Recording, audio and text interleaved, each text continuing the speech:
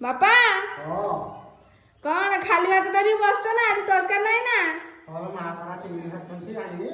ହଁ ନା ଦୋକାନୀ ଆଜି ବୋଧେ ଖାଲି ଭାତ ଧରିକି ଖାଇବା ନାହିଁ ତ ମୋ ମା ସେପଟେ ରୋଷେଇ ଘରେ କଣ କରୁଛନ୍ତି ମୁଁ ଦେଖିକି ଆସେ। କାହିଁକି ଦଉନାହାନ୍ତି ମୋ ମା ବାପାଙ୍କୁ ଖାଇତେ?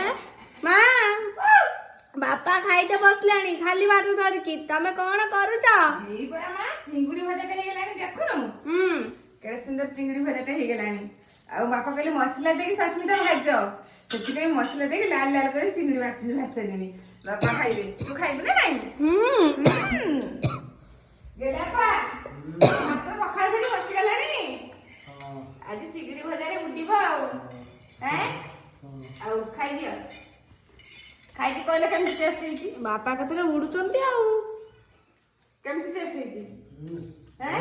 ବହୁତ ଟେଷ୍ଟ ହେଇଛି। ବାପା ଉଡି ଉଡି ସେପଟେ ପଳାଅ। ଉଡିକି ଏକାଥରେ ଭିତରେ ଗୋଟେ ପହଞ୍ଚାଅ। ହଉ ଖାଇଦିଅ ଶୀଘ୍ର।